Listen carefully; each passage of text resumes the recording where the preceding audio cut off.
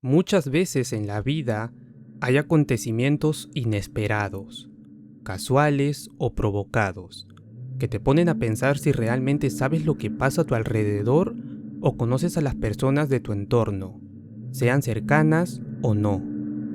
El día de hoy hablaremos de un caso real y aterrador sobre una anciana asesina, una anciana que pasaba desapercibida por lo dulce y buena que se veía, pero que en realidad escondía cosas aterradoras en su vida. Síguenos por Spotify, Apple Podcasts y Deezer como Miedo al Misterio para escucharnos en formato de audio.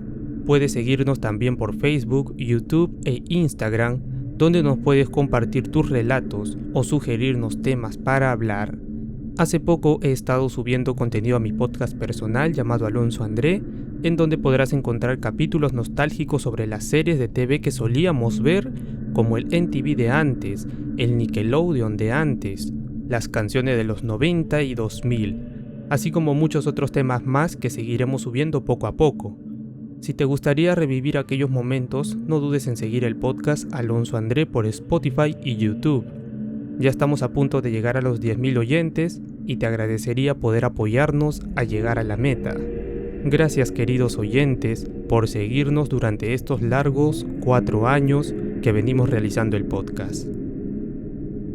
El capítulo de hoy sé bien que puede prestarse para la temática de crimen o policial, pero también para lo aterrador.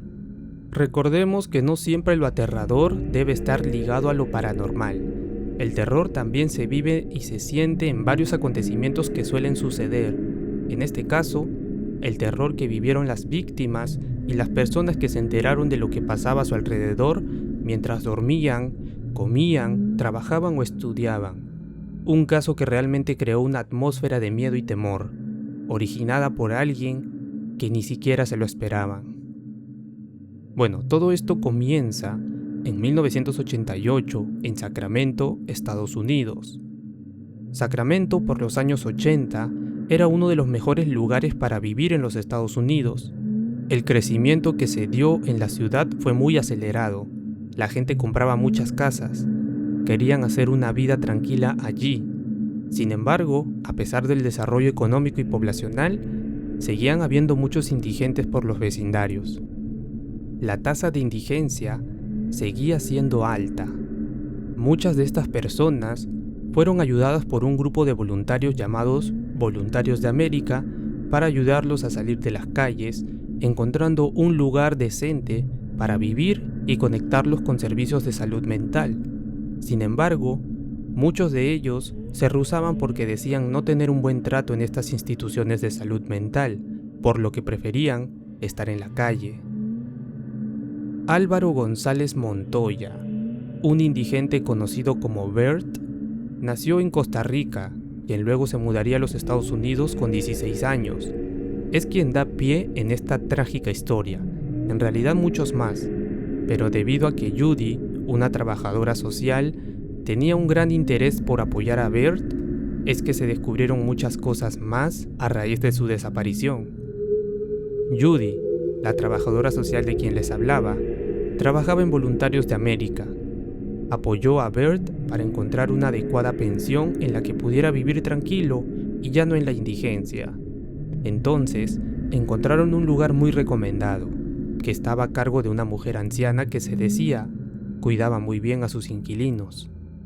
Dorotea Puente, una señora muy querida por políticos y gente de su comunidad, ya que donaba para las campañas políticas locales y para organizaciones benéficas locales. Donaba ropa, trataba bien a sus vecinos y acogía a mucha gente. Además, los días miércoles eran los días del burrito. Regalaba comida a su comunidad. Dorotea acogía en su casa a personas con discapacidades mentales, personas alcohólicas, entre otras. Estas personas recibían un cheque de dinero por el seguro social, dinero que les permitía pagar el alquiler en casa de Dorotea y la comida que se les brindaba. En algunos de esos casos, Dorotea se convirtió en la persona que podía firmar los cheques y depositarlo en los bancos. Bert, junto con la trabajadora social que la apoyaba, fueron a casa de Dorotea para ver si les convendría vivir en una pensión así. y quedaron impresionados y tranquilos por lo amable y servicial que resultó ser Dorotea. En aquella casa, la trabajadora social se topó con un anciano ex indigente que conocía. Este se llamaba John Sharp, quien les dijo que había muchas ventajas de quedarse en la casa. Tener un lugar agradable y comer algo delicioso era lo que necesitaban. Entonces, Bert se quedaría en casa de Dorotea, teniendo un hogar y comida que sería pagada con su cheque del Seguro Social. La trabajadora social no tenía contacto alguno con la familia de Bert, ni tampoco él. Entonces, Dorotea se ofreció a ser la beneficiaria de los cheques del Seguro Social de Bert. Las semanas pasaban y Bert parecía mejorar. Tenía un hogar estable, una cama donde dormir, un sillón donde sentarse para ver la televisión y también hizo muchas amistades. Meses después, Judy, la asistenta social que hacía seguimiento a Bert, llamó a casa de Dorotea para saber cómo se encontraba y hablar con él, pero Dorotea le dijo que no se encontraba. Hace unos meses se había ido a México y se estaba quedando con su hermano. Había ido a una fiesta. Y esto a Judy la preocupó, pues Bert no hacía esas cosas y le pareció sospechoso. Dorotea le dijo a Judy que Bert regresaría el viernes, y cuando Judy llamó el día viernes, Dorotea le dijo que no había llegado, que llegaría la próxima semana y que no se preocupara.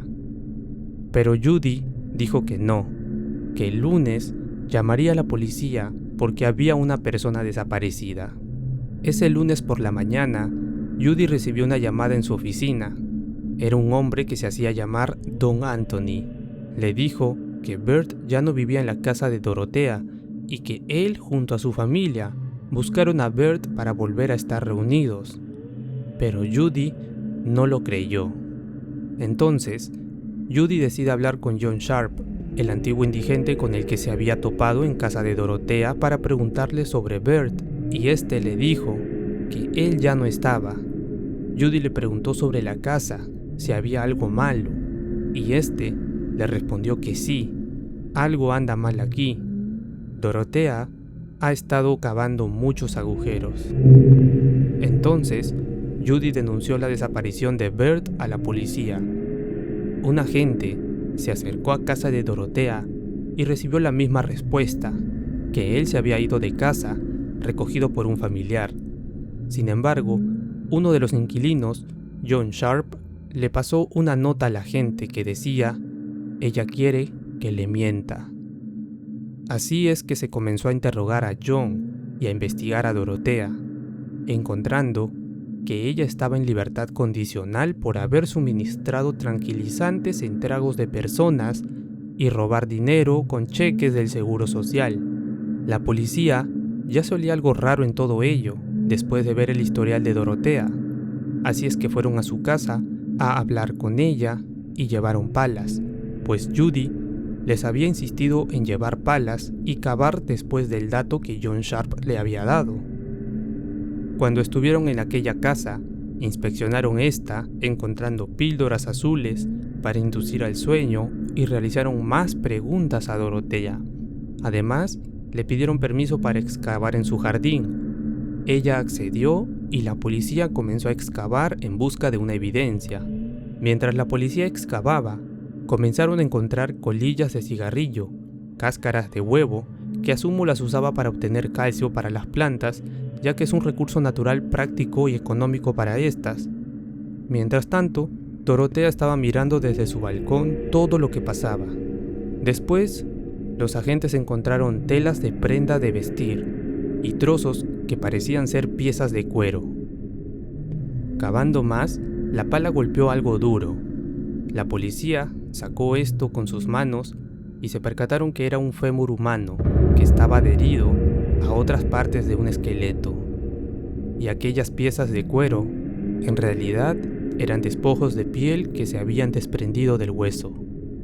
Desde ese momento, la casa, en el 1426 de la calle F de Sacramento, se hizo muy conocida por los medios, pues habían encontrado el cadáver de una persona en el jardín de una anciana muy querida que envenenaba y enterraba a sus inquilinos.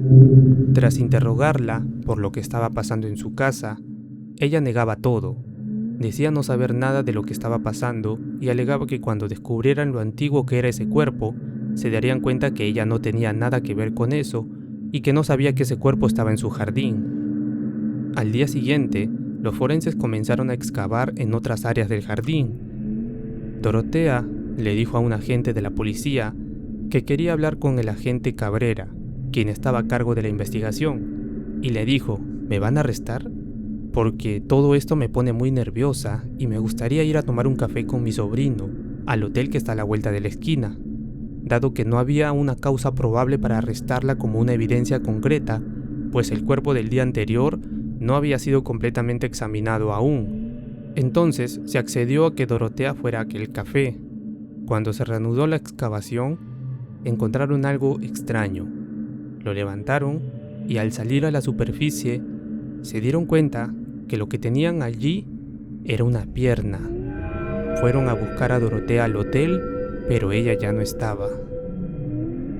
Al desenterrar el segundo cuerpo, la policía puso en alerta a todas las agencias policiales. El FBI, el servicio secreto y los medios ayudaron a transmitir información que ayudará a encontrarla. Mientras tanto, la investigación en el jardín seguía su curso, encontrando lo que serían unos dedos humanos y algo grande envuelto en mantas. Se notaba que era algo grande. Cuando lo examinaron bien, se dieron cuenta que quien estaba allí envuelto era Bert Montoya. Tras esta trágica noticia, la policía siguió excavando en busca de más, y se asombraron con lo encontrado. Pues encontraban un cuerpo y al poco tiempo decían, acá hay otro, por acá también hay otro, en esta parte hay otro, y en total encontraron 7 cuerpos. Las investigaciones siguieron su curso y se siguió inspeccionando la casa de Dorotea, encontrando al lado de la cocina, en la alfombra, algo más anómalo. Habían 2 alfombras, una sobrepuesta a la otra. Cuando se levantó la que estaba encima, un hedor horrible comenzó a emanar. Era el olor de fluido corporal putrefacto de las víctimas. Era el lugar donde Dorotea preparaba los cuerpos antes de ser enterrados en su jardín. Días después, encontraron a Dorotea en un motel donde se hospedaba luego de ser reconocida en un bar. Había huido unos 644 kilómetros a Los Ángeles, identificándose con un nombre falso. El caso de Dorotea se hizo demasiado conocido, por lo que los familiares de Everson Gilmouth contactaron a la policía para denunciar la desaparición de él, pues Everson se había comprometido con Dorotea y no supieron nada más de él. Ver el caso en los medios los puso nerviosos porque veían cómo aparecían cada vez más cuerpos. Se ataron nudos de lo que había pasado con Everson. En 1986, se encontró un cuerpo con las mismas características que presentaron los cadáveres encontrados en casa de Dorotea, envueltos en plástico y cinta adhesiva. En base a la evidencia, llegaron a la conclusión que Dorotea lo había asesinado luego de 3 o 4 semanas de haberse mudado a su casa, dejándolo en una caja, envuelto en plástico, al lado de un río. Así es que se logró identificar a otra de sus víctimas, Everson Gilmouth. El 3 de julio de 1990, se le imputó a Dorotea 9 cargos de homicidio en primer grado, acusada por el asesinato de Bert Montoya, Benjamin Fink, James Gallo, Vera Fabe, Everson Gilmouth, Betty Palmer, Ruth Monroe, Leona Carpenter y Dorothy Miller, lo que significaría que podía llegar a la pena de muerte. En el juicio, ella se defendió diciendo que ella no había matado a nadie, que las personas encontradas en su jardín fallecieron mientras dormían por estar enfermas. Ella los enterró porque si llamaba a las autoridades, la arrestarían, ya que estaba en libertad condicional, lo que de cierta manera hacía tener sentido su accionar. Sin embargo, fue hallada culpable y sentenciada a cadena perpetua, sin posibilidad de libertad condicional por 3 cargos de homicidio. no fue condenada por los otros 6 cargos de homicidio, dentro de los cuales están los casos de Everson Gilmouth, Bert Montoya y Ruth Monroe. Dorotea había escogido bien a sus víctimas, pues elegía personas de la calle que no tenían parientes que se preocuparan por ellos. De esta manera, si desaparecían, nadie los buscaría, y al no reportar su muerte, ella seguiría cobrando los cheques del seguro por ellos. De esta manera, ella conseguía dinero para donar a los partidos locales, y la ropa de sus víctimas era donada a organizaciones benéficas locales. ¿Y qué pasó con la casa de Dorotea, donde se desenterraron los cuerpos? En casos así, se suele derribar estas casas para hacer parques o un área verde en el lugar, pero al ser una casa histórica por el año de su construcción, esta no se pudo derribar, quedando a la vista de los demás y de los que recuerdan todo lo que sucedió allí. El 27 de marzo del 2011, Dorotea Puente murió en prisión. Dorotea era una mujer que ocultó muy bien sus verdaderas intenciones, pues se maquillaba, vestía y hablaba de manera que no parecía amenazadora, no levantaba sospecha alguna, nadie asociaría como un asesino serial a una anciana bonachona. Los vecinos nunca encontraron nada sospechoso ni indicio alguno sobre lo que pasaba en el vecindario. Una anciana amable, una anciana que regalaba comida los miércoles o jueves de burritos, una anciana que tenía un mini huerto bien cuidado en su jardín. Dorotea Puente nació en California en 1929. Tuvo una infancia difícil. Sus padres fallecieron a temprana edad cuando Dorotea era aún muy joven. Dorotea cometió sus primeros crímenes al sur de California. En 1948, Dorotea fue condenada por el delito de falsificación de cheques. En 1950, Dorotea trabajó como prostituta en Sacramento y en 1960 fue arrestada poco tiempo por ejercer como prostituta. Además, tuvo varias denuncias por drogar y robar a hombres. También se hizo pasar como médica para poder robarle a ancianas a las que trataba como pacientes. Llevaba un maletín médico para hacerlo ver más creíble, y Dorotea usaba algún estupefaciente haciendo dormir a la víctima para robarle sus joyas, cheques y dinero mientras dormían. Dorotea se declaró culpable de 5 delitos graves y fue condenada a 5 años de prisión en 1982. Sin embargo, solo cumplió 3, pues salió en 1985, en donde se dio cuenta que debía cambiar su modus operandi. De esta manera es que decidió acoger inquilinos en adelante desde 1985. Ella proporcionaba una casa, alimentos y medicamentos a sus inquilinos. Sin embargo, ella les quitaba los cheques del seguro del gobierno. ¿Sabes qué es lo más aterrador de todo esto? Que así como Dorotea, hay personas en nuestro entorno, sea cercano o lejano, que pueden actuar así. Muchos los desconocemos, pero allí están, en el trabajo, en el transporte, en el barrio o vecindario, esperando quizá no ser encontradas, manteniendo ocultas sus verdaderas intenciones, hasta que llegue el día en que esa verdad sea desenterrada.